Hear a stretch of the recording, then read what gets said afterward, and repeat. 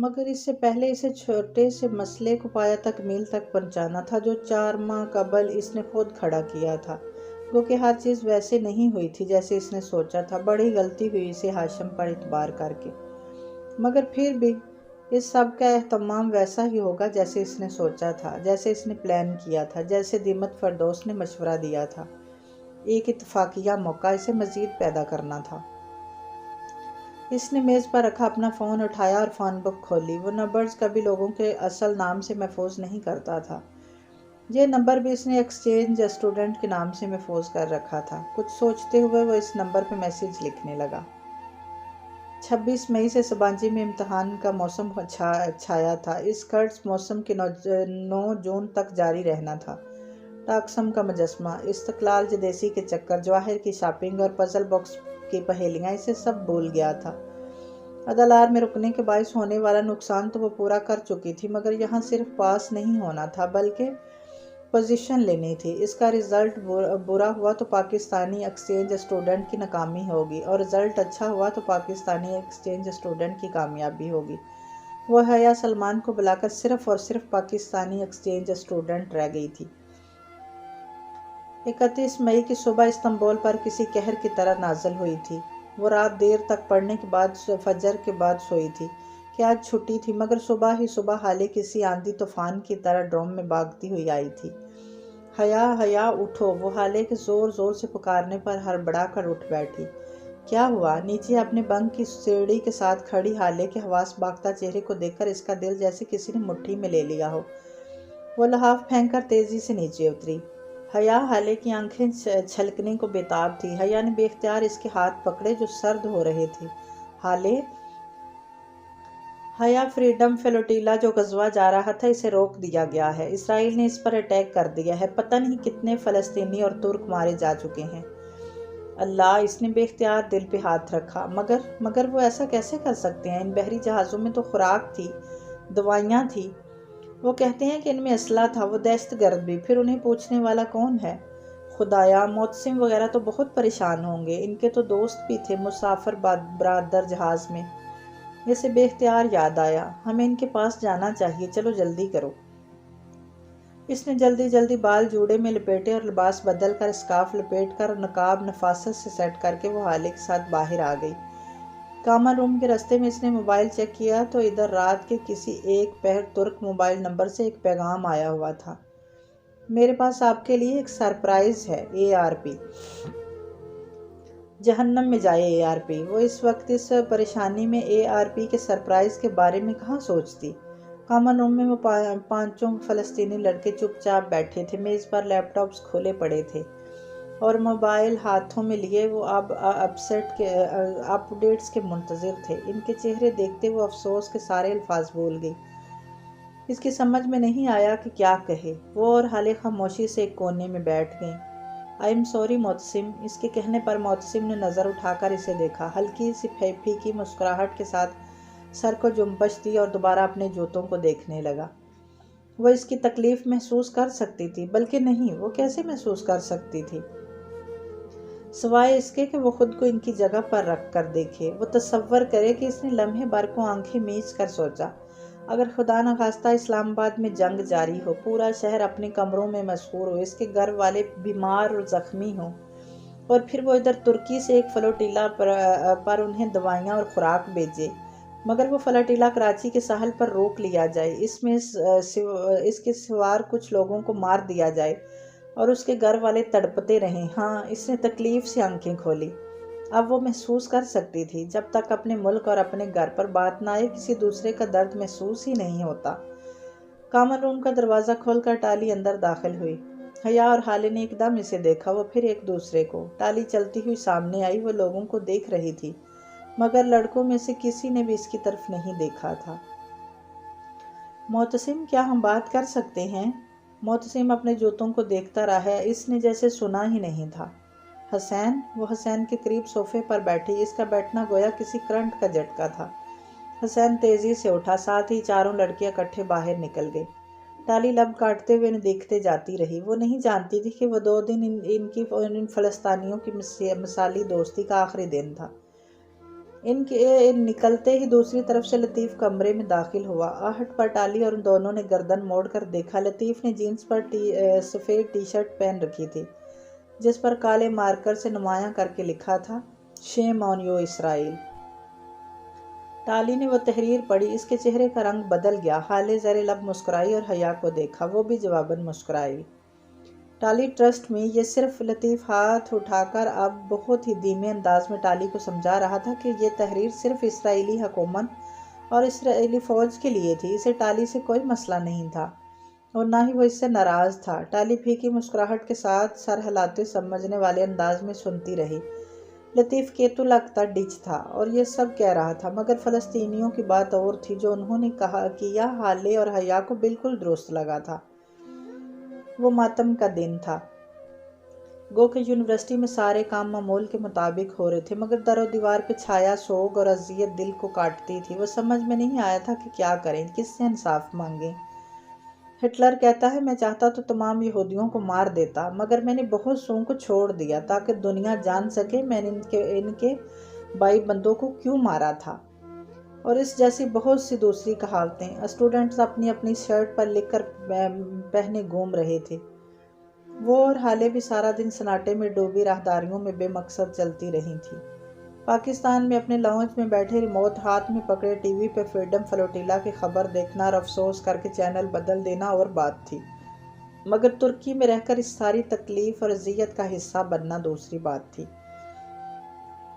وہ anchor person Talat حسین کا شو کبھی بھی نہیں دیکھتی تھی، مگر یہ بات کہ وہ بھی ان سینکڑوں لوگوں کے ساتھ قید تھے بہت دل دکھانے والا تھا۔ وہ 6 جہاز تھے، 3 کارگو اور 3 مسافر برادر۔ وہ سب مختلف جگہوں سے آ کر مرمرہ میں ایک مقام پر اکٹھے ہوئے تھے۔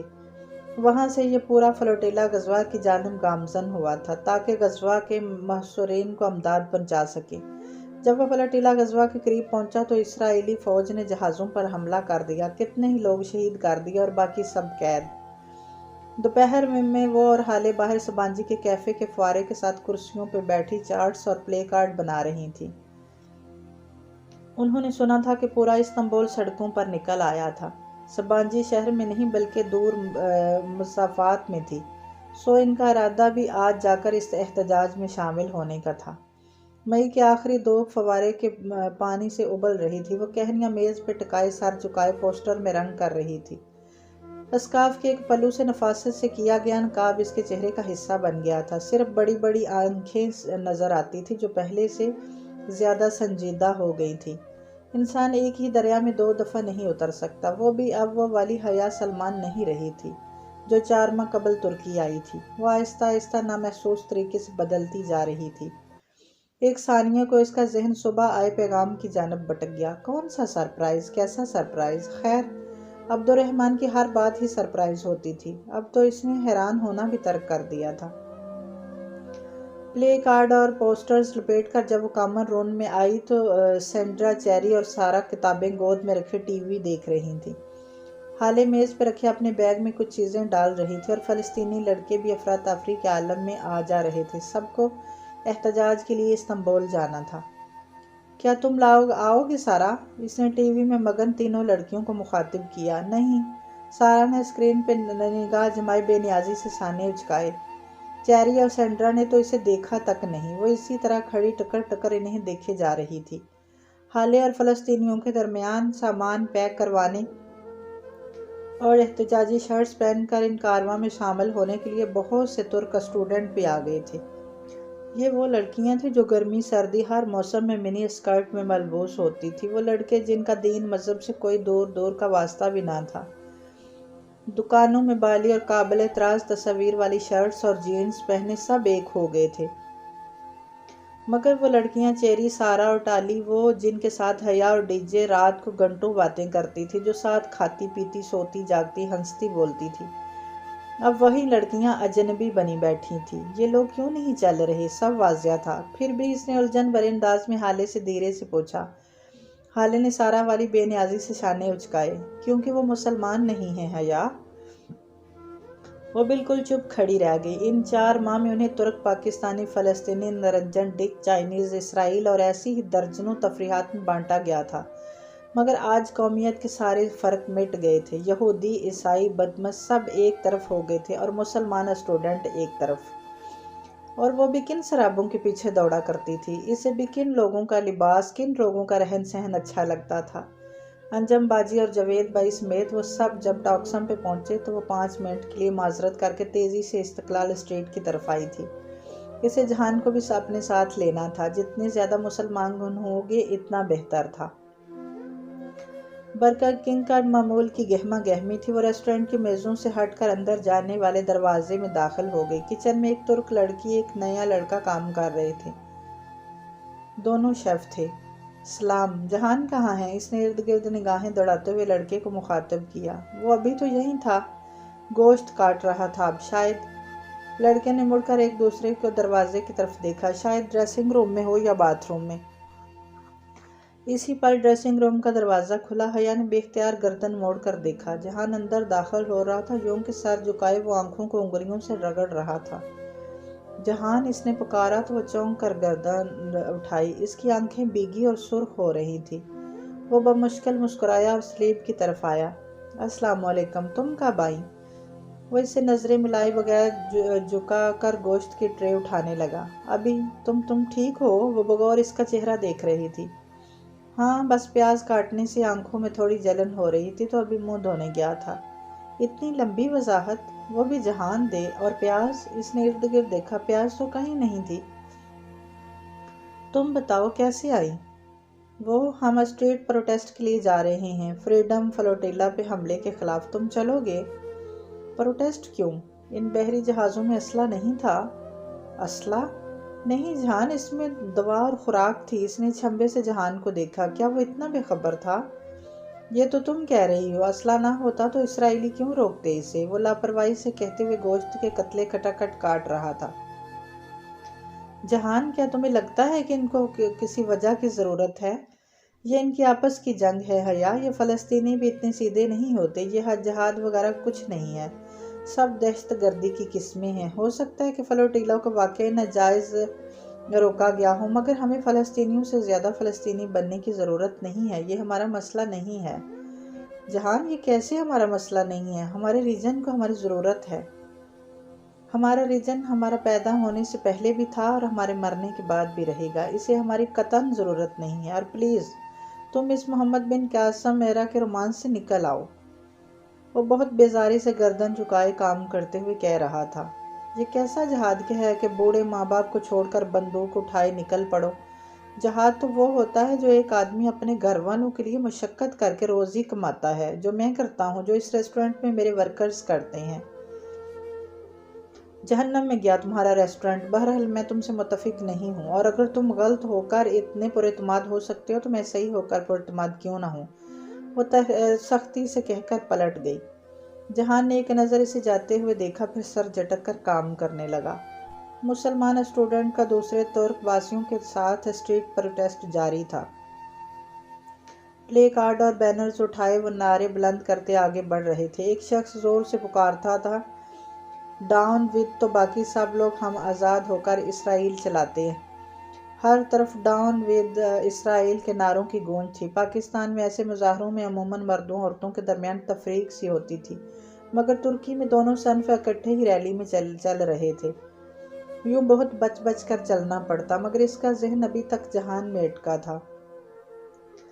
ہر ایک کے سیاسی تجزیات الگ ہوتے ہیں، سب کو اپنی رائے رکھنے کا حق ہے۔ پھر اسے کیوں بار بار رونا آ رہا تھا، اور وہ کیوں بار بار اپنے آنسو بمشکل روک رہی تھی؟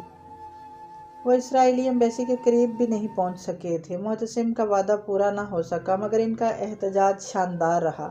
اگلے روز اس کا پیپر تھا۔ وہ بے دلی سے تھوڑا بہت پڑھ کر جلدی سو گئی، اور پھر صبح منہ اندھیرے اٹھ کر کتابیں لیے جھیل پر آ گئی۔ ہر سو نیلا اندھیرا چھایا ہوا تھا۔ جون شروع ہو چکا تھا، مگر اس وقت بہت ٹھنڈی ہوا چل رہی تھی۔ گرمی صرف اس دن میں ہوا کرتی تھی۔ وہ پانی میں پاؤں ڈال کر بیٹھ کے گھٹنوں پر کتاب رکھ لی۔ ہوا کے باعث شال سر سے پھسل کر گردن کی پشت پر جا ٹھہری۔ دور دور تک کوئی نہ تھا، وہ وہاں اکیلی تھی۔ رونا تو اسے اس رات سے ہی آ رہا تھا، مگر اب اس میں شدت آ گئی تھی۔ وہ سر جھکائے بے آواز آنسو بہاتی رہی۔ گھر، ابا، اماں، روحیل سب بہت یاد آ رہے تھے۔ دفعتاً اس کا فون بجا۔ اس نے گاز پر رکھا موبائل اٹھایا۔ جہان کالنگ۔ اس وقت خیریت؟ وہ حیران ہوئی۔ جہان کیا ہوا؟ وہ زکام زدہ آواز میں ذرا پریشانی سے بولی۔ تم جاگ رہی ہو؟ آج تمہارا پیپر ہے نا؟ ہاں میں جھیل پہ ہوں، تم کہاں ہو؟ ایک کام سے قریب میں آیا تھا، بس تم رکو میں آ رہا ہوں۔ حیا نے موبائل بند کیا اور ہتھیلی کے پشت سے آنسو رگڑے۔ اس نے اپنی پوری زندگی میں اتنا غیر متوقع رویہ رکھنے والا شخص کبھی نہیں دیکھا تھا۔ ہیلو۔ چند ہی منٹ بعد وہ اس کے ساتھ آ بیٹھا تھا۔ اس نے دھیرے سے سر اٹھا کر دیکھا۔ جینز اور چاکلیٹ کلر کی ٹی شرٹ میں وہ بہت تر و تازہ لگ رہا تھا۔ تم اتنی صبح کیسے؟ یہاں مجھے قریب میں پہنچنا تھا 7 بجے تک۔ سوچا جلدی آ جاؤں تاکہ پہلے تم سے مل لوں۔ مجھے لگا تم کل مجھ سے ناراض ہو گئی تھی۔ وہ اسی کے انداز میں اکڑوں بیٹھا اب جھیل کے پانی کو دیکھتے ہوئے کہہ رہا تھا۔ وہ بھی پانی کو دیکھ رہی تھی۔ نہیں ایسی کوئی بات نہیں۔ چند لمحے خاموشی کی نظر ہو گئی۔ حیا ایک بات کہوں؟ کبھی بھی اپنے قرابت داروں سے ان کے پولیٹیکل ویوز کے باعث ناراض نہیں ہوتے۔ وہ بہت نرمی سے دھیمے انداز میں سمجھا رہا تھا۔ وہ گردن موڑ کر اسے دیکھنے لگی۔ اسے کچھ یاد آیا تھا۔ ہر شخص کے رویے کی کوئی نہ کوئی وجہ ضرور ہوتی ہے۔ میں نے تمہیں کہا تھا نا کہ جب تک آپ کسی دوسرے کی جگہ پر کھڑے ہو کر نہیں دیکھتے آپ کی سمجھ میں پوری بات نہیں آ سکتی۔ ہر کہانی ایک دوسری سائیڈ ضرور ہوتی ہے۔ اس نے چہرہ موڑ کر حیا کو دیکھا۔ اب بتاؤ کیوں رو رہی تھی؟ وہ فوراً نگاہ چرا کر پانی کو دیکھنے لگی۔ بس گھر یاد آ رہا تھا۔ صبر کر لو، انسان کو ہمیشہ اتنی ہی تکلیف ملتی ہے جتنی وہ سہ سکے، اور اگر وہ نہ سہنا چاہے، آخر کیوں انسان کو سہنا پڑے سب کچھ؟ زندگی آسان کیوں نہیں ہوتی جہان؟ اس کی آنکھیں پھر سے بھیگ گئی۔ وہ ابھی تک پانی کو دیکھ رہی تھی جو چمک رہا تھا، جیسے نیلے آسمان پہ چاندی کے تھال کی طرح کہ چاندی قطرہ قطرہ پگھل کر جھیل کی سطح پر گر رہی تھی۔ ابھی تمہاری اسٹوڈنٹ لائف ہے، اسے جتنا انجوائے کر سکتی ہو کرو، کیونکہ اس کے بعد زندگی اپنا نقاب اتار پھینکتی ہے اور چیزیں بہت مشکل ہو جاتی ہیں۔ میرے ساتھ بھی تمہاری زندگی مشکل ہو جائے گی۔ تم کرو گی مجھ سے شادی؟ لمحے بھر کو چاندی کی تہ جھیل کی سطح سے پھیل کر سارے سبزہ زار پر چڑھتی گئی۔ وہ ہر شے کو چاندی بنا گئی اور وہ دونوں بھی چاندی کے مجسمے بنے رہ گئے، چمکتے ہوئے سلور مجسمے۔ ہماری شادی تو ہو نہیں چکی؟ وہ تو ہمارے بڑوں نے کی تھی، اب فیصلہ ہمارے ہاتھ میں ہے۔ تم مجھے جانتی ہو، میں کوئی ہر وقت ہنستا مسکراتا آدمی نہیں ہوں۔ میں جانتا ہوں میں بعض دفعہ بہت سخت ہو جاتا ہوں اور تب مجھے بہت برا لگتا ہوں، اور جب تمہیں بہت برا لگتا ہوں، مجھے پتا ہے، مگر میں ایسا ہی ہوں۔ کیا تم میرے ساتھ ساری زندگی رہ لو گی؟ وہ بہت سنجیدگی سے پوچھ رہا تھا۔ حیا نے دھیرے سے شانے اچکائے۔ استنبول میں ہر حالات میں رہنے کو تیار ہوں میں۔ اللہ نہ کرے جو ہم یہاں رہیں۔ وہ ایک دم بالکل غیر ارادی طور پہ چونک کر بولا۔ چاندی کے دوسرے مجسمے نے حیرت سے اسے دیکھا۔ کیوں؟ یوں ہی کہہ رہا تھا۔ پہلے مجسمے نے گردن موڑ لی۔ تمہیں پھپھو نے کب بتایا کہ ہم؟ وہ بات ادھوری چھوڑ گئی۔ وہ کیوں بتاتی؟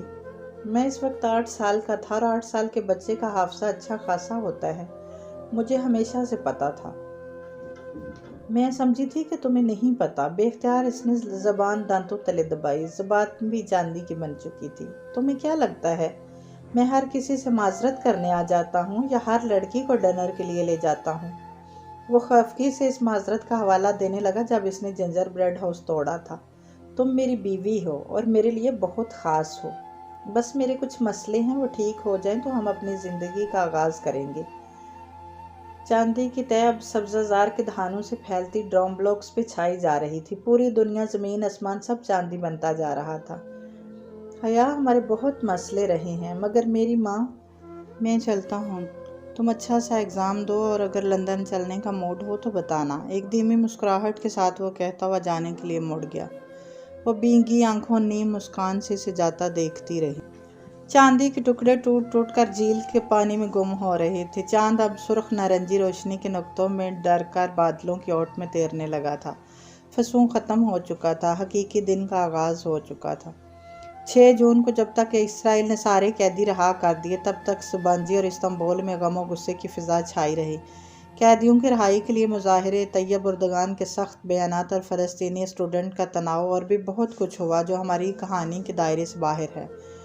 بہرحال مادی مرمرہ اور فریڈم فرٹیلا کی پریشانی ختم ہوئی تو سب ایگزامز کی طرف متوجہ ہو گئی۔ وہ امتحان بھی اسی لمبے اسکرٹ، فل بلاؤز اور اسکارف سے کیے گئے نقاب میں دیتی تھی، اور اب اسے اپنے چہرے کی عادت ہوتی جا رہی تھی۔ کندھے پہ بیگ لٹکائے اور سینے سے فائل لگا کر بازو لپیٹے وہ سر اٹھا کر بہت اعتماد سے جب سبانجی کی راہداریوں میں چلتی تو اسے ٹالی اور اس کے دوستوں کی آوازوں کی پرواہ نہ ہوتی۔ ٹالی ابھی بھی اسے استدعائیہ انداز میں عربک باجی کہتی تھی۔ عرب باجی، یہ اردو والی باجی ہی تھا کہ ترکوں کا سی جیم کی آواز سے پڑھا جاتا تھا۔ البتہ ٹالی اور فلسطینی لڑکوں کے درمیان فریڈم فرٹیلا کی کھینچی سی لکیر ہنوز قائم تھی کہ ڈی جے اپنی دلی خواہش کی تکمیل دیکھنے کے لیے زندہ نہیں تھی۔ 9 جون کو امتحان ختم ہوئے تو الوداعی دعوتوں کا آغاز ہو گیا۔ 50 ممالک کی ایکسچینج اسٹوڈنٹ میں سے کچھ آخری مہینے میں دوسرے ممالک جا رہے تھے، جبکہ کچھ ترکوں میں ہی رہ گئے تھے۔ وہ عائشہ کے پاس بابو قدا جانا چاہتی تھی، مگر وہاں عبد الرحمن تھا اور ابھی کافی تو اسے یاد ہوگی، وہ بدلہ بھی لے گا، مگر اسے پرواہ نہیں تھی۔ بس چند دن ہی تھے، پھر وہ پاکستان چلی جائے گی، تو نہ وہاں عبد الرحمن ہوگا نہ آواز کسنے والی ٹالی۔ وہاں اس کے حجاب کی عزت ہوگی۔ پہلی دفعہ اسے طائف ارکان کے نظریات پورے نہیں لگے تھے۔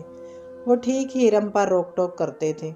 ابا اور تایا کتنے خوش ہوں گے اس کے حجاب پر، مگر نہیں، اسے ان کی خوشی سے فرق نہیں پڑنا چاہیے۔ وہ کسی کی ستائش کے لیے تو نہیں کر رہی یہ سب۔ ستائش کے لیے اگر کوئی حجاب لے تو جلد ہی چھوڑ دے، کیونکہ یہ وہ کام ہے جس میں ریا ہو ہی نہیں سکتی۔ عائشہ نے اس کی بات پر ہنس کر کہا تھا۔ وہ اتنے دن بعد آج بابو قدا آئی تھی اور اب وہ تینوں ساحل کے کنارے ایک اوپن ایریا میں بیٹھی تھی۔ اس سے قبل وہ ان دونوں بہنوں کے ساتھ حلیمہ آنٹی کی طرف بھی ہو آئی تھی۔ آنٹی، عثمان انکل اور سفیر کے ساتھ کہیں نکل رہے تھے، بس وہ دروازے پہ ہی کھڑے سلام دعا کر چکی تھی۔ عثمان انکل ویسے ہی تھے باری برکم اور خوش مزاج۔ ڈی جے کا افسوس کرنے لگے تو عادتاً بولتے ہی چلی گئی، اور بہارے گل برے برے منہ بنا کر سننے گئی۔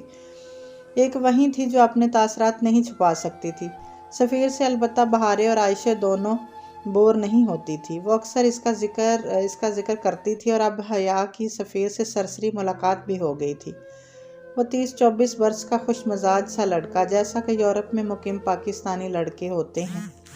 اس کی شادی اس کے والدین پاکستان میں زبردستی کرنا چاہتے تھے، اور یہ قصہ بہارے اتنی دفعہ دہرا چکی تھی کہ وہ حیا کے لیے اہمیت کھو چکا تھا۔ وہ دونوں باپ بیٹا ہوٹل گرینڈ میں کام کرتے تھے، اور اس 10 منٹ کی ملاقات میں بھی چند ایک بار سفیر کے لبوں سے عبد الرحمن کا نام ضرور نکلا تھا۔ وہیں ستائش، فخر سے نام لینے کا انداز جو ان دونوں بہنوں کا بھی خاصا تھا۔ پتہ نہیں ان سب کو عبد الرحمن میں کیا نظر آتا تھا۔ جانے سے پہلے اس نے ایک دفعہ سوچا کہ عثمان شبیر سے پوچھ لے کہ جہاز میں انہوں نے اگلی نشست پر بیٹھی ترک آنٹی کو کیا کہا تھا کہ وہ خفگی سے واپس مڑ گئی تھی، مگر پھر اس نے جانے دیا۔ بعض باتیں ادھوری ہی رہیں تو بہتر ہوتا ہے، اور ریاکاری کی ایک پہچان ہوتی ہے حیا، عائشہ کہہ رہی تھی۔ بعض دفعہ بندے کو خود بھی علم نہیں ہوتا کہ وہ دکھاوا کر رہا ہے، مگر ایسے کام کی پہچان یہ ہوتی ہے کہ اللہ پر کبھی ثابت قدمی عطا نہیں کرتا۔ ساحل کے کنارے پر سیاحوں کا کافی رش تھا۔ بابو قدا استنبول والوں کا مری تھا۔ موسم گرما ہوتے ہی سیاحوں کا رش لگ جاتا تھا۔ بورے سرمئی پروں والے سمندری بگلے بھی ساحل کی پٹی کے ساتھ ساتھ اڑ رہے تھے۔ بہارے کے ہاتھ میں روٹی تھی اور وہ بگلوں کی طرف اچھال رہی تھی، ایک ٹکڑا بھی زمین پر نہ گرتا۔ بگلے فضا میں ہی اسے چونچ میں دبا لیتے۔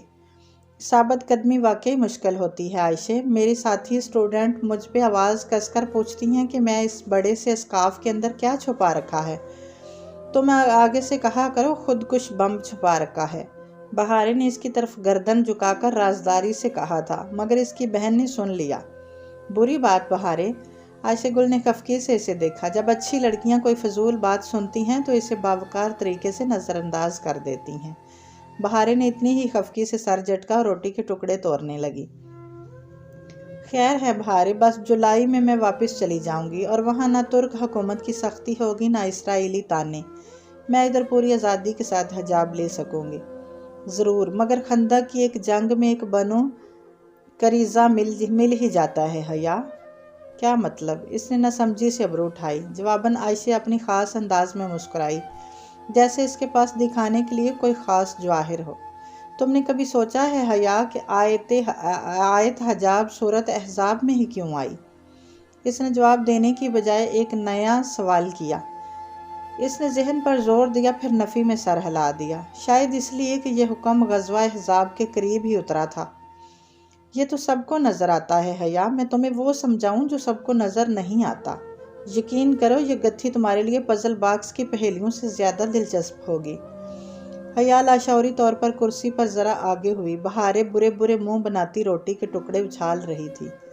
وہ بول نہیں سکتی تھی کہ عائشہ سن لیتی، اور سب کے سامنے وہ ہمیشہ عائشہ کی وفادار رہتی تھی۔ لیکن اس نے قدیم لوک کہانی میں پڑھا تھا کہ مرمرا کے بگلے ان کہی باتیں بھی سن لیتے ہیں، سو اس نے دل ہی دل میں ان پھڑپھڑاتے بگلوں کو مخاطب کیا تھا۔ عبد الرحمن ٹھیک کہتا ہے، میری بہن کو لیکچر دینے کے علاوہ کچھ نہیں آتا۔ کیا تم نے سنا میں نے کیا کہا؟ اللہ چاہتا تو کسی اور صورت میں یہ حکم نازل کر دیتا، اس صورت احزاب کا کچھ اور نام رکھ دیتا، مگر یہی نام کیوں؟ ایک چھوٹے سے بگلے نے فضا میں ہی بہارے کا ٹکڑا پھینکا ہوا پھڑپھڑاتے ہوئے اڑ گیا۔ بہارے نے گردن اٹھا کر اوپر اڑتے اس کو دیکھا۔ کیا اس نے سنا تھا جو وہ کہہ رہی تھی؟ تمہیں پتہ ہے احزاب کہتے ہیں گروہوں کو، اور احزاب درحقیقت غزوہ خندق کا دوسرا نام ہے۔ مجھے معلوم ہے کہ تم یہ سارا واقعہ جانتی ہو کہ کس طرح مسلمانوں نے خندق کھودی، مگر پھر بھی میں تمہیں یہ دوبارہ سنانا چاہتی ہوں۔ میری بہن حیا کو بور کر رہی ہے۔ اگر عبد الرحمن ادھر ہوتا تو یہی کہتا، کیا تم نے سنا؟ مگر بگلے بس روٹی چونچ میں دبا کر اڑ جاتے۔ تمہیں پتہ ہے مدینہ میں یہود کے ساتھ مومنین کا معاہدہ تھا کہ مدینہ پر حملہ ہوا تو مل کر دفاع کریں گے، مگر یہود تو یہود ہوتے ہیں۔ بنو قریظہ یہود کے گروہ نے اہل مکہ سمیت کئی گروہوں کو جا کر اکسایا کہ مدینہ پر حملہ کر دیں، وہ ان کے ساتھ ہیں۔ یوں جب سارے گروہوں نے لشکر صورت مدینہ کے باہر پڑاؤ ڈال دیا تو بنو قریظہ آپ صلی اللہ علیہ وآلہ وسلم کا اعتماد کر گروہوں کے ساتھ جا ملا۔ عائشہ سانس لینے کو رکی، بہاریں بگلوں کو بھول کر روٹی توڑنا چھوڑ کر عائشہ کو دیکھ رہی تھی۔ تب مسلمانوں نے اپنے دشمن کے گروہوں کے درمیان ایک بہت لمبی بہت گہری خندق کھود دی تھی۔ سردی اور بھوک کی تکلیف واحد تکلیف نہیں تھی، اصل تکلیف کسی حلیف کے دھوکہ دینے کی ہوتی ہے۔ باہر والے تو دشمن ہوتے ہیں، مگر جب کوئی بنا پیچ میں جنگ چھوڑ کر چلا جائے وہ بہت تکلیف دہ ہوتا ہے۔ اس لیے جب یہ گروہ محاصرے سے تنگ آ کر ایک عرصے بعد واپس چلے گئے اور بنو قریظہ خوف کے مارے اپنے قلعوں میں چھپ گئے تو ان کو سزا یہ ملی کہ ان کے ایک ایک مرد کو چن چن کر مارا گیا کہ یہ اللہ کا حکم ہے۔ جانتی ہو میں نے تمہیں اتنی لمبی کہانی کیوں سنائی؟ کیوں؟ حیا کی بجائے بہارے کے لبوں سے پھسلا۔ وہ اب ساری خفگی بلائے عائشہ کی طرف گھومی بیٹھی تھی، کیونکہ حجاب پہنا جنگ خندق کو دعوت دینا ہے۔ گروہوں کی جنگ میں حجابی لڑکیوں کے دل پہ پتھر باندھ کر اپنے گرد خندق کھودنی پڑتی ہے، اتنی گہری کہ کوئی پاٹنے کی جرات نہ کر سکے، اور پھر اسے اس خندق کے پار مسحور رہنا پڑتا ہے۔ اس اصل جنگ میں دشمن اہل مکہ نہیں ہوتے، بلکہ اصل تکلیف بنو قریظہ سے ملتی ہے۔ یہ جنگ ہوتی ہے بنو قریظہ سے ہے، اور خندق کی جنگ کبھی بھی بنو قریظہ کے بغیر وجود میں نہیں آتی۔ عائشہ خاموش ہوئی تو کوئی سحر ٹوٹا۔ حیا نے سمجھ کر سر ہلایا۔ قرآن کی پہیلی زیادہ دلچسپ ہوتی ہے، تم صحیح کہہ رہی ہو، مگر شکر ہے میری فیملی حجاب کی بہت بڑی حامی ہے۔ میرا ان سے ساری زندگی نقطہ اختلاف یہ ہی رہا ہے۔ ہو سکتا ہے تمہاری اس جنگ میں کوئی بنو قریظہ نہ ہو، اللہ کرے ایسا ہی ہو۔ عائشہ نے مسکرا کر دعا دی۔ مگر عائشہ، بہاریں کچھ کہتے کہتے الجھ کر رک گئی۔ ان دونوں نے سوالیہ نگاہوں سے اسے دیکھا۔ وہ قدرے مبہم سے تاثرات کے ساتھ کچھ سوچ رہی تھی۔ کیا ہوا بہاریں؟ کچھ نہیں، بہاریں سنبھل کر مسکرائی۔ اسے حیا کے سامنے عائشہ کا ہمیشہ وفادار رہنا تھا، لیکن بعد میں تنہائی میں وہ اسے بتائے گی کہ اس نے پوری پہیلی حل نہیں کی۔ وہ احزاب کی پزل میں کچھ مس کر گئی تھی، وہ اصل نتیجہ نہیں جان سکی تھی، اور وہ تو کتنے سامنے کی بات تھی۔ بہاریں نے ذرا سا غور کیا تو اس کی سمجھ میں آ گیا۔ اس نے دل ہی دل میں وہ بات بگلوں سے دہرائی۔ کیا تم نے سنا؟ ساحل کی قریب ساحل پر پھدکتے بگلے نے ریت میں کچھ ڈھونڈنے کے لیے گردن جھکائی تھی۔ کیا یہ اس بات کا اشارہ تھا؟ بہاریں گل سمجھ نہ سکی۔ امتحانات کا موسم ختم ہوا تو الوداعی دعوتوں کا سلسلہ شروع ہو گیا۔ اسٹوڈنٹس نے اب آخری مہینے کی سیاحت کے لیے روانہ ہونا تھا۔ سوسمانجی میں ایک دفعہ پھر سے وہی ماحول چھا گیا جو سپرنگ بریک سے پہلے چھایا ہوا تھا۔ روانگی کی تیاریاں، پیکنگ، آخری شاپنگز، نقشے، گائیڈز بکس صرف وہی تھی جس نے ابھی تک کوئی حتمی فیصلہ نہیں کیا تھا۔ اس رات ان کے ڈروم میں پولک ڈنر تھا۔ سب ایکسچینج اسٹوڈنٹ ممالک ڈشز تیار کر کے لا رہے تھے۔ دیسی کھانوں میں بریانی کے علاوہ اسے صرف چکن کڑاہی بنانی آتی تھی۔ سو انجم باجی کے اپارٹمنٹ میں اس کے ساتھ مل کر اس نے بھی وہیں بنائی۔ نمک مرچ البتہ ذرا تیز ہو گیا تھا۔ چلو خیر ہے، کم بنی ہے تو کم ہی کھائیں گے، سب انجم باجی سے تسلی دی۔ ابھی وہ دونوں ان کے کمرے میں بڑے آئینے کے سامنے تیار کھڑی ہو رہی تھی۔ حیا سیاہ اسکارف تھوڑی تلے پن اپ کر رہی تھی، جبکہ انجم باجی آئی شیڈز لگا رہی تھی۔ انہوں نے سلک کا نارمل سا جوڑا پہن رکھا تھا۔ جوڑا اچھا تھا مگر قمیض کافی چھوٹی اور شلوار کھلے تھی۔ یا تو انجم باجی ذرا آؤٹ ڈیٹڈ تھی یا پھر انڈیا میں ابھی تک پٹیالہ شلوار اور چھوٹی قمیض کا فیشن چل رہا تھا۔ پاکستان سے تو وہ عرصہ ہوا غائب ہو چکا تھا۔ اس نے سوچا ضرور مگر کہا کچھ نہیں۔ تم آج تو نقاب مت کرو، آج تو پارٹی ہے۔ اسے نقاب اڑستے دیکھ کر انجم باجی ذرا بے چینی سے بولی تھی۔ وہ ذرا چونکی پھر دھیرے سے مسکرائی۔ پارٹی تو ہے انجو باجی، مگر لوگ تو وہی ہیں جن سے سارا دن میں نقاب کرتی ہوں، اب اتارا تو کتنا برا لگے گا۔ اس نے بے حد رسان سے سمجھایا تو انہوں نے سر ہلا دیا۔ ہاں یہ تو ہے، اپنے دیسی لوگ کتنے اچھے ہوتے ہیں نا، حجاب پہ آپ کو اذیت نہیں دیتے جیسے ٹالی جیسے لوگ دیتے ہیں۔ شکر ہے انجم باجی نے دوبارہ اعتراض نہیں کیا، کرنا بھی نہیں چاہیے، وہ بھی تو ان کے پرانے فیشن پہ کچھ نہیں بولی تھی۔ اس نے پیشانی سے اسکارف ٹھیک کرتے ہوئے سوچا تھا۔ آج اس نے سیاہ سلک بلاؤز اور اسکرٹ کے ساتھ سیاہ اسکارف لیا تھا۔ پورا لباس سیاہ تھا، بس آستینوں پہ کلائیوں کے گرد سفید موتیوں کی دوہری لڑی لگی تھی جو مدھم سی چمکتی تھی۔ ڈروم بلاک کے کامن روم میں روشنیوں کا سا سما تھا۔ کرسیوں کے پھول ویسے ہی بنے تھے جیسے حسین کے سالگرہ کے دن لگے ہوئے تھے۔ اس کا جنجر بریڈ ہاؤس اور ڈی جے۔ یورپین لڑکیاں بہت دل سے تیار ہوئی تھی۔ شولڈر لیس ملبوسات گھٹنوں پر سے اوپر سے آتے تھے جیسے وہ کوئی ہر ون نائٹ ہو۔ ایسے میں وہ سب سے الگ تھلگ ایک کونے میں خاموش سی بیٹھی تھی۔ فلسطینی لڑکے اور حالے اپنے اپنے کاموں میں مصروف تھے، سو نہیں آ سکے تھے۔ وہ خود کو بہت تنہا محسوس کر رہی تھی۔ دل میں عجیب سی ویرانی چھائی ہوئی تھی جیسے وہ کسی غلط جگہ پر آ گئی ہو۔ اگر وہ پہلے والی حیا ہوتی تو ایسی تیار ہوتی کہ کوئی اسے نظر انداز نہ کر پاتا۔ وہ موقع کی مناسبت سے ساڑی، اونچا جوڑا اور ہائی ہیلز پہنتی، اور اس نے سر جھٹکا زمانہ جہلیت کی کشش، آخر مرتی کیوں نہیں ہے، وہ کیوں بار بار کھینچتی رہتی ہے؟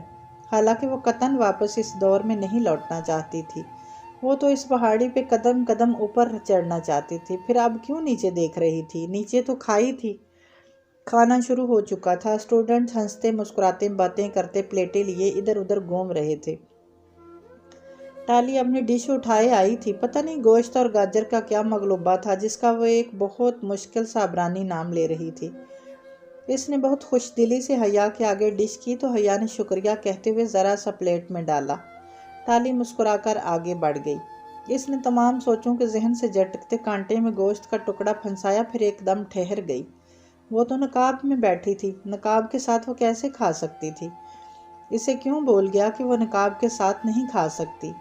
اس نے بے بسی سے ارد گرد دیکھا، کوئی اس کی طرف متوجہ نہیں تھا، مگر وہاں بہت سے لڑکے تھے، وہ نقاب نہیں اتار سکتی تھی، کم از کم ٹالی کے اس مغلوبے کے لیے تو بالکل بھی نہیں۔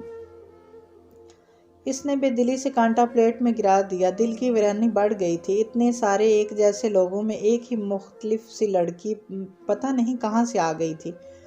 وہ ان سب میں بالکل مس فٹ تھی، اجنبی، ایلین، کسی اور دنیا سے تعلق رکھنے والی۔ یہ اس کی دنیا نہیں تھی۔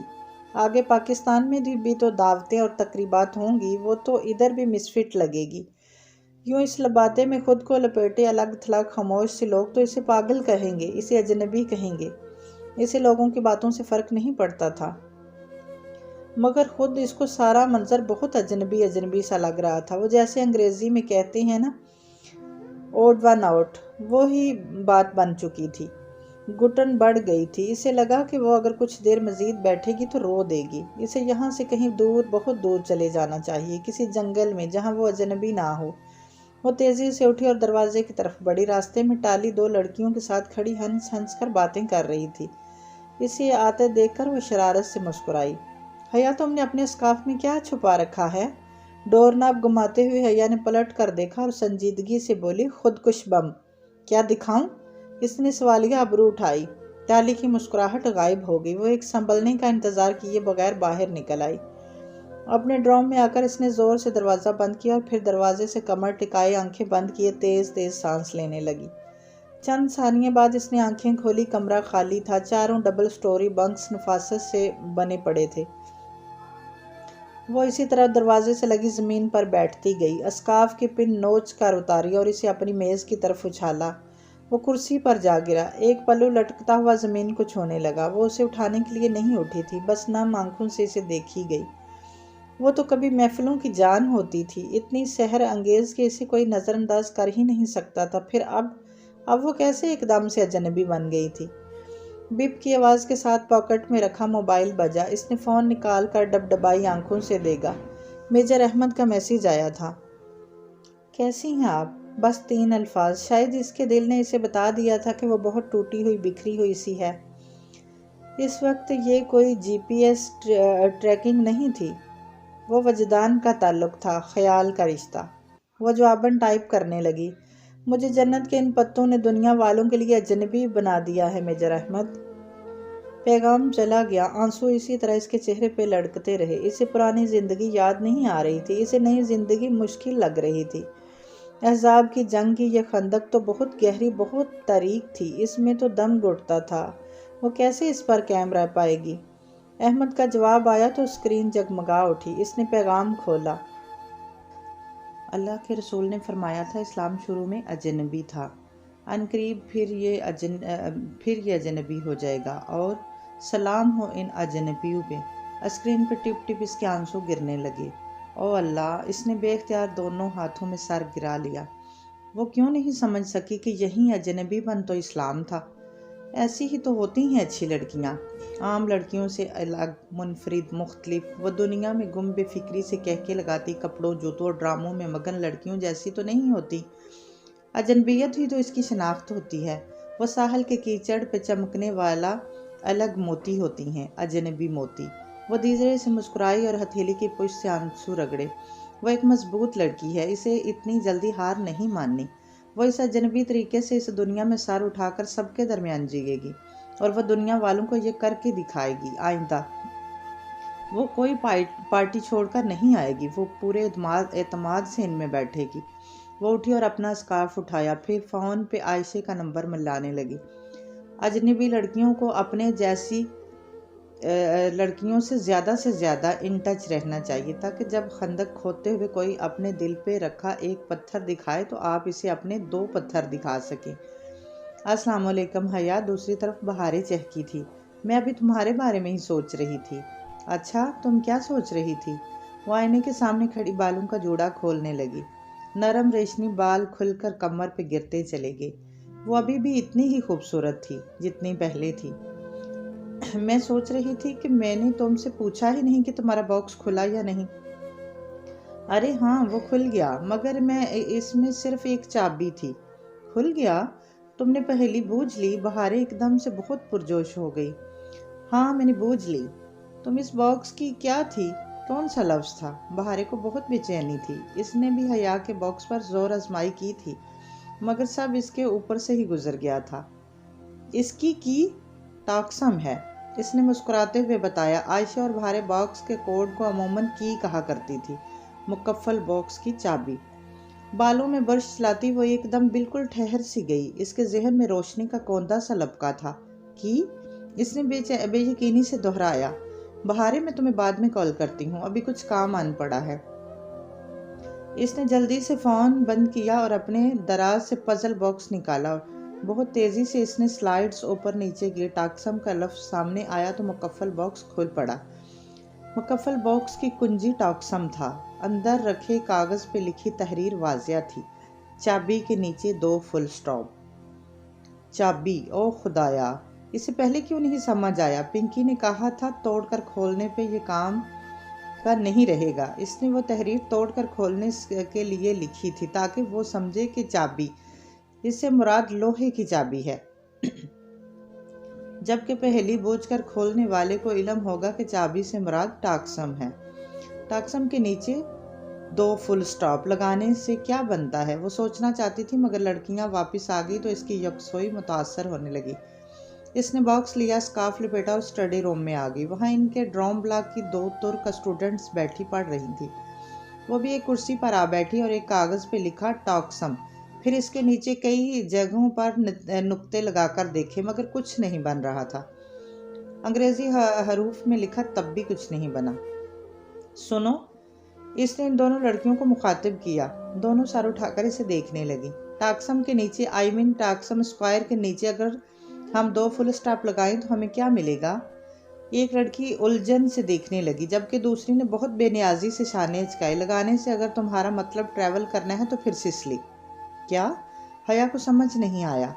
टॉक्सम के नीचे अगर तुम मेट्रो लाइन पर पूरे 2 स्टॉप ट्रैवल करोगी तो सिसली का स्टॉप आएगा ना?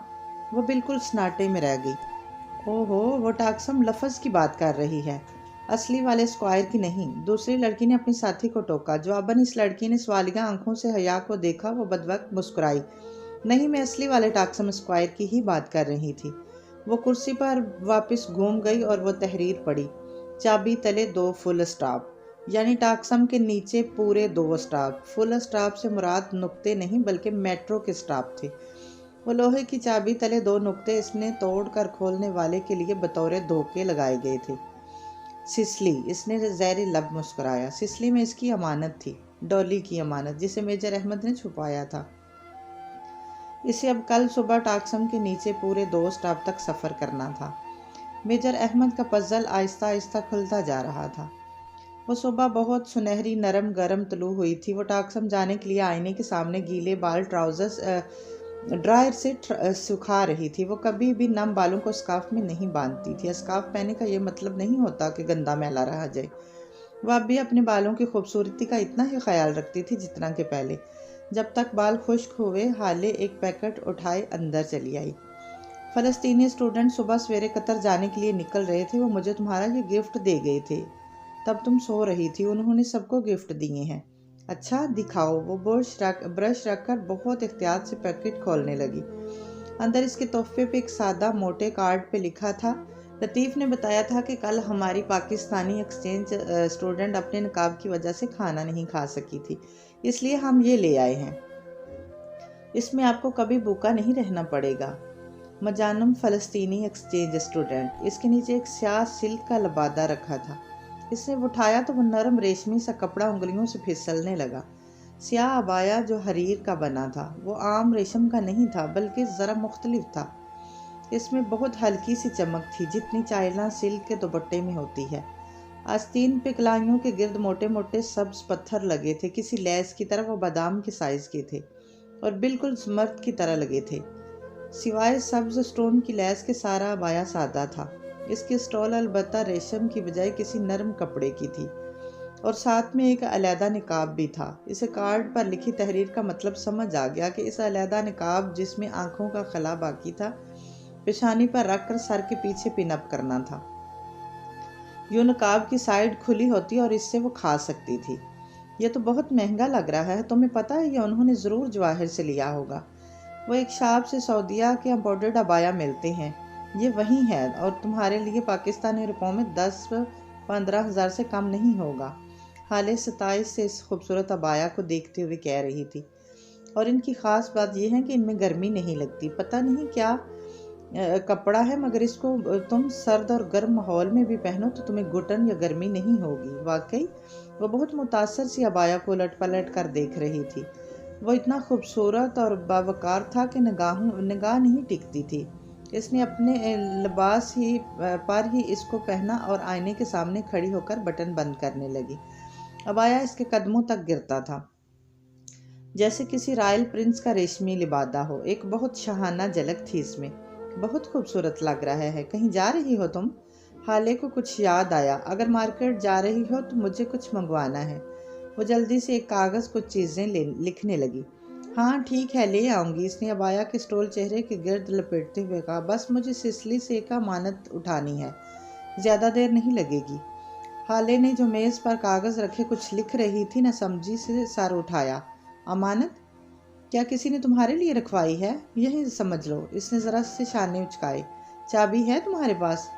حالے نے عادتاً پوچھا۔ وہ ہمیشہ باہر جانے سے پہلے پوچھ لیا کرتی تھی کہ کون سی شے کہاں رکھی ہے اور کون سی نہیں، مگر وہ ٹھٹک کر رکی گئی۔ کس چیز کی چابی؟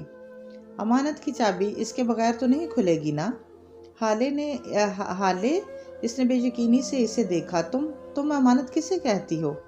امانت لاکرز کو۔ تم انہی کی بات کر رہی ہو نا؟ ہم لیفٹ لگیج لاکرز کو امانت بولتے ہیں نا؟ اوہ، لیفٹ لگیج لاکرز۔ اس نے بے اختیار ماتھے کو چھوا۔ وہ لاکر جہاں لوگ سامان محفوظ کر کے چلے جاتے ہیں کہ بعد میں اٹھا لیں گے۔ اسے یہ خیال کیوں نہیں آیا کہ چابی کسی لیفٹ لگیج لاکر کی بھی ہو سکتی ہے؟ حالے، وہ تیزی سے اس کے قریب آئی۔ تمہیں پتہ ہے سسلی میں امانت لاکرز کہاں ہوں گے؟ اس کی بات پر حالے متذبذب سے سوچنے لگی۔ سچ کہوں تو میں نے کبھی استنبول میں کبھی پبلک لاکر ٹرائی نہیں کیا، مگر عموماً ریلوے اسٹیشنز پر لاکرز ہوتے ہیں۔ تم سسلی کے سٹاپ پر دیکھنا، شاید وہاں کوئی مل جائے۔ ٹاکسم کے نیچے 2 پورے میٹرو سٹاپ، یہ وہ جگہ تھی جہاں کوئی امانت لاکر تھا۔ اس نے ذہن میں اس پہیلی کو ڈیکوڈ کیا۔ سسلی کی میٹرو سٹاپ پر معمول کی گہما گہمی تھی۔ وہ پرس کندھے پہ لٹکائے بہت پراعتماد طریقے سے چلتی ٹکٹ کاؤنٹر تک آئی۔ السلام علیکم، مجھے کچھ سامان ڈم کرنا ہے۔ لگیج امانت کس طرف ہے؟ اس نے سرسری سے انداز میں لاکرز کا پوچھا، اس لیے کہ وہ مشتبہ نہ لگی۔ اس نے یہ نہ بتانا ہی بہتر سمجھا کہ کسی نے اس کے لیے امانت رکھوائی ہے۔ میڈم، یہاں اس سٹاپ پر تو کوئی لاکر نہیں ہے۔ کیا مطلب، یہاں کوئی لاکر نہیں ہے؟ اس نے چھمبے سے ارد گرد نگاہ دوڑائی۔ جب سے میں کام کر رہا ہوں تب سے تو اس سٹاپ پر کوئی لاکر نہیں ہے۔ شاید پہلے ہوتے ہوں۔ آپ کو پتہ ہے نا 11 کے بعد یورپ کے بہت سے ریلوے اسٹیشن لاکرز ختم کر دیے گئے تھے۔ معمر ترک کلرک نے تفصیلاً بتایا۔ اچھا، اس کا دل مایوسی میں ڈوب گیا۔ ٹاکسم سے میٹرو میں سوار ہونے کے بعد وہ پہلے اسٹیشن پہ نہیں اتری، پھر دوسرے یعنی سسلی پہ اتر گئی۔ ٹاکسم سے میٹرو لائن کا آغاز ہوتا ہے۔ میٹرو ایک سمت میں جاتی ہے، سو وہ پورے اسٹاپ کا اہتمام سسلی پہ ہی ہوتا تھا۔ آپ کو سامان رکھوانا ہے تو میرے پاس رکھوا دیں، پھر بعد میں لے لیجئے گا۔ وہ جانے لگی تو کلرک نے بہت خلوص سے پیشکش کی۔ نہیں، خیر ہے، میں اٹھا لوں گی۔ اس نے لاشعوری طور پر پرس کو ذرا مضبوط پکڑ لیا۔ بس مجھے جواہر سے ذرا سی شاپنگ کرنی ہے، میں مینیج کر لوں گی۔ اس کی آواز میں واضح مایوسی تھی۔ اچھا، آپ جواہر جا رہی ہیں تو پھر آپ سامان بھی وہیں رکھوا دیجئے گا۔ بلکہ وہ ذرا سا رکا۔ جواہر میں امانت لاکرز ہوتے ہیں، وہ انٹرسٹ کے قریب ہی بنے ہیں۔ واقعی؟ وہ جھٹکے سے واپس پلٹی تھی۔ امانت لاکرز جو چابی سے کھلتے ہیں؟ ارے میم، وہ زمانے گئے جب لاکرز چابی سے کھلا کرتے تھے۔ سلطنت ترکیہ اب ترقی کر چکا ہے، ترک بوڑھے نے بہت فخر سے گردن اٹھا کر کہا۔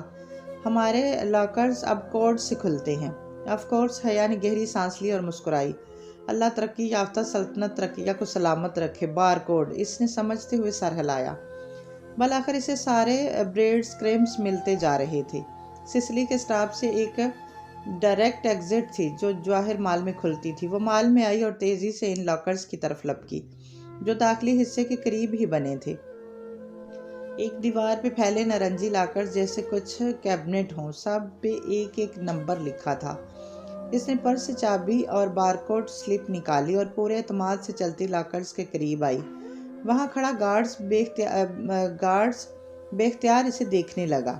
حیا نے وہاں لاکرز کی مشین کا طریقہ دیکھا۔ اس سے پہلے لاکرز ٹائپ کرنا تھا۔ وہاں بنے کی پیڈ پہ اس نے 6 کا ہندسہ دبایا۔ یہی ہندسہ اس کے بارکوڈ کی رسید کے چاروں کونوں میں لکھا تھا۔ یہی لاکر کا نمبر ہو سکتا تھا۔ مشین کی سیاہ اسکرین پہ 6 لکھا آیا۔ پھر اس نے بارکوڈ مانگا۔ حیا نے بارکوڈ کو ڈلی طرف سے کاغذ کی شناخت کے لیے مشین کے سامنے کیا۔ ٹون ٹون کی آواز آئی اور اسکرین پر سرخ عبارت ابھری۔ بارکوڈ غلط تھا۔ اس نے بے یقینی سے رسید کو دیکھا اور پھر مشین کو۔ شاید کوئی غلطی ہو گئی ہو۔ گارڈ اب پوری گردن موڑ کر اس کو مشکوک نگاہوں سے دیکھ رہا تھا۔ حیا نے جلدی سے مشین سیٹ کی اور 6 پہ انگلی رکھی، پھر بارڈ کوڈ سامنے کیا، پھر سرخ عبارت ابھری۔ کچھ غلط تھا۔ گارڈ کی نظریں اور بے بسی بری پریشانی، وہ کپاتی انگلیوں سے تیسری دفعہ مشین ریسیٹ کرنے لگی تو رسید ہاتھ سے پھسل کر فرش پر جا گری۔ وہ تیزی سے اٹھانے کے لیے جھکی۔ رسید کا کاغذ الٹا گرا تھا، یوں کہ الفاظ سر کے بل الٹے نظر آ رہے تھے۔ چاروں کونوں میں لکھا ہوا 6 اب الٹا ہو کر 9 لگ رہا تھا۔ کاغذ اٹھا کر اس نے گردن اٹھا کر دیکھا، 9 نمبر لا کر اوپر والی قطار میں سب سے آخر پہ تھا۔ کچھ سوچ کر اس نے مشین کے پیڈ پر 9 پہ انگلی رکھی، پھر بارڈ کوڈ کو سامنے کیا۔ بیپ کی آواز آئی اور سبز رنگ کی عبارت ابھری۔ 9 نمبر کا لاکر کھل گیا تھا۔ وہ جلدی سے آگے بڑھی اور 9 نمبر کا لاکر دروازہ کھولا جیسے کچھ کیبنٹ کو کھولتے ہیں۔ اندر ایک چوکور سی تجوری رکھی تھی جو پیچھے کہیں سے چپکی تھی۔ یہ وہ تجوری تھی جس کی دانت کی تہوں میں شیشے کی تہ ہوتی ہے، اور اگر اسے غلط طریقے سے کھولنے کی کوشش کی جائے تو اندرونی حصہ ٹوٹ کر تجوری کو جام کر دیتا ہے۔ اس نے تجوری کے ہول میں وہ چابی ڈال کر گھمائی، تجوری کھل گئی۔ حیا نے جلدی سے اسے کھولا۔ اندر ایک چھوٹی سی سیاہ مخملی ڈبی رکھی تھی، جیسے انگوٹھی کی ڈبی ہوتی ہے۔ اس نے وہ ڈبی مٹھی میں دبائی اور احتیاط سے اپنے بیگ کے اندر گرا دیا کہ پیچھے کھڑا گارڈ نہ دیکھ سکے۔ 2 منٹ کے بعد وہ مال کے باہر کھڑی تھی۔ اس نے بیگ کو مضبوطی سے پکڑ رکھا تھا۔ ترکی اور ترکی کے ایڈونچرز، وہ کبھی ان پر ایک کتاب ضرور لکھے گی، اس نے مسکراتے ہوئے سوچا تھا۔ فی الحال اسے ایک ایسی جگہ تلاش کرنی تھی جہاں بیٹھ کر وہ آرام سے ڈبی کھول سکے۔ دفتراً اس کا موبائل بجا۔ آپ کا سرپرائز برگر کنگ کی پینٹری میں آپ کا انتظار کر رہا ہے، ARP۔ 2 سطور کا وہ مختصر سا پیغام اس کو سن کر گیا۔ کہیں عبد الرحمن جہاں کے پاس تو نہیں چلا گیا؟ اس کی آنکھوں کے سامنے جہان کا ٹوٹا پھوٹا ریسٹورنٹ گما تھا اور وہ واپس زیر زمین میٹرو کی طرف بھاگی تھی۔ برگر کنگ میں معمول کا شور اور رش تھا۔ وہ تقریباً دوڑتی ہوئی کچن میں آئی تھی۔ جہان کہاں ہے؟ اس کے حواس باختہ انداز پہ وہاں شیف لڑکے نے ہاتھ روک کر اسے دیکھا۔ اور پینٹری میں ہے، مگر ٹھہریں، آپ ادھر نہ جائیں۔ وہ پینٹری کی طرف بڑھی تو وہ لڑکا اس کے سامنے آ گیا۔ مگر پلیز میم، اس کا کوئی مہمان آیا ہے، وہ اندر ہے، اس نے کہا۔ کسی کو اندر آنے نہ دوں ورنہ میری نوکری چلی جائے گی۔ کچھ نہیں ہوگا، مجھے جانے دیں پلیز، مجھے سیمسٹر کی فیس دینی ہے، آپ ادھر مت جائیں، وہ واقعی جان سے مار دے گا۔ اگر آپ کو اندر جانا ہے تو آپ پچھلی گلی سے چلے جائیں، پچھلے دروازے کی گھنٹی بجا دیجیے گا۔ اور اس کی بات مکمل ہونے سے قبل ہی وہ باہر نکل چکی تھی۔ 10 منٹ بھی نہیں لگے تھے اسے پچھلی گلی سے پینٹری کے دروازے تک پہنچتے۔ اگر عبد الرحمن ادھر آیا تھا تو وہ اسے جان سے مار دے گی، اس نے سوچ لیا تھا۔ پینٹری کا روشن دان کھلا تھا، وہ حیا کے چہرے برابر آتا تھا۔ اس نے اندر کا منظر اور آوازیں صاف سنائی دے رہی تھی۔ وہ جو گھنٹی بجانے ہی لگی تھی بے اختیار رک گئی۔ جہان جین کی جیبوں میں ہاتھ ڈالے حیا کی طرف پشت کیے کھڑا تھا۔ آواز نیچی رکھو، یہ تمہارا ادالار نہیں ہے جہاں میں تمہاری ساری بکواس چپ کر کے سنتا رہوں گا، یہ میری جگہ ہے۔ اس کے مخاطب نے استدعائیہ انداز میں سر جھٹکا۔ سرمئی برساتی آنکھوں پہ اینک اور ناقابل فراموش چہرہ جس پہ چند روز قبل اس نے کافی الٹی تھی، وہ پاشا کا چہرہ کبھی نہیں بول سکتی تھی۔ ہاں، تمہاری جگہ، مت بولو کہ یہ جگہ بھی میں نے تمہیں دی تھی، یہ تمہیں ببوق ادا سے فرار ہو کر چھپنے کے لیے جگہ چاہیے تھی، مگر تم دنیا کے سب سے بڑے احسان فراموش ہو جہان۔ وہ دیوار سے لگی پتھر کا مجسمہ بنی رہ گئی۔ استقلال اسٹریٹ کا شور غائب ہو گیا۔ میرا بھی اپنے بارے میں یہی خیال ہے، وہ جواباً کمال بے نیازی سے شانے اچکا کر بولا تھا۔ اور میرے کام کے بارے میں تمہارا کیا خیال ہے؟ کیا وہ 48 گھنٹوں میں ہو جائے گا؟ نہیں، جہان اسی رکھائی سے بولا تھا، کیونکہ پہلی بات تو یہ ہے کہ میں تمہارے باپ کا ملازم نہیں ہوں، اور دوسری یہ کہ تم اپنے لالچ کے ہاتھوں بے صبرے ہونے کی بجائے تھوڑا انتظار کرو تو بہتر ہوگا۔ لالچ؟ پاشا نے بے یقینی سے دہرایا۔ میرا سب کچھ داؤ پہ لگا ہے اور تم کہہ رہے ہو کہ میں لالچی ہوں؟ جہان نے لاپرواہی سے شانے اچکائے۔ تمہارے اپنے جرائم کی سزا ہے، میرا کیا قصور؟ اور تمہارے جرائم کی سزا کب ملے گی جہان سکندر؟ وہ لب پینچتے اتنی سختی سے بول رہا تھا کہ جبڑے کی رگیں تن گئی تھی۔ یاد رکھنا، جس دن میں نے زبان کھولی اس دن تم سیدھا پھانسی چڑھو گے۔ جہان نے بے اختیار ہنس پڑا۔ اور تمہیں لگتا ہے کہ میں پھانسی چڑھ کر تمہیں ادالار میں عیش کرنے کے لیے چھوڑ جاؤں گا؟ ایسی فیری ٹیل تم ہی گھڑ سکتے ہو پاشا۔ ترک میں صاحب یا مسٹر کے لیے بے استعمال ہوتا تھا۔ پاشا بہت تعصب سے اسے دیکھ رہا تھا۔ تم ایک دفعہ پہلے بھی مجھے دھوکہ دے چکی ہو، میں اس دفعہ تمہارا اعتبار نہیں کروں گا۔ تو نہ کرو۔ اس نے بے نیازی سے کندھوں کو جنبش دی۔ جہنم میں جاؤ میری طرف سے۔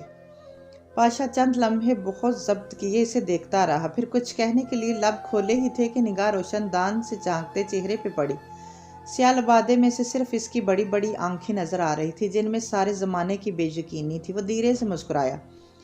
تمہاری بیوی باہر کھڑی ہے جہان، اسے اندر نہیں بلاؤ گے؟ وہ جو چہرے پہ ڈیر بیزاری لیے کھڑا تھا کرنٹ کھا کر پلٹا۔ حیا اسی طرح ساکت سی روشن دان کے باہر کھڑی تھی۔ کیا؟ جہان نے بے یقینی سے دہرایا۔ اسے شاید لگ رہا تھا کہ اس نے غلط سنا ہے۔ پاشا زیر لب مسکرایا۔ تمہاری بیوی سبانجی یونیورسٹی کی ایکسچینج اسٹوڈنٹ، ڈروم نمبر بھی بتاؤں؟ حیران مت ہو جہان، تم نے پاشا بے کو انڈر اسٹیمیٹ کیا ہے۔ میں تمہاری بیوی کو اچھی طرح جانتا ہوں، بلکہ کچھ دن پہلے ہماری ملاقات بھی ہوئی ہے۔ کیوں مدام، میں ٹھیک کہہ رہا ہوں نا؟ اس نے آگے بڑھ کر پینٹری کا دروازہ کھولا اور اسے جیسے اندر آنے کا راستہ دیا۔ ملاقات؟ جہان کے چہرے کا رنگ اڑ گیا۔ اس نے ششنت نگاہوں سے حیا کو دیکھا۔ وہ اتنی ہی بے یقینی سے اسے دیکھ رہی تھی۔ بے یقینی، بے اعتبار، فریب، جھوٹ۔ حیا، یہ تم اس کو جانتی ہو؟ وہ متحیر سا تھا، جیسے اسے یقین نہ آیا ہو۔ وہ اس سب سے بے خبر تھا۔ یہ سچ کہہ رہا ہے۔ اس نے بمشکل اس بات میں گردن ہلائی۔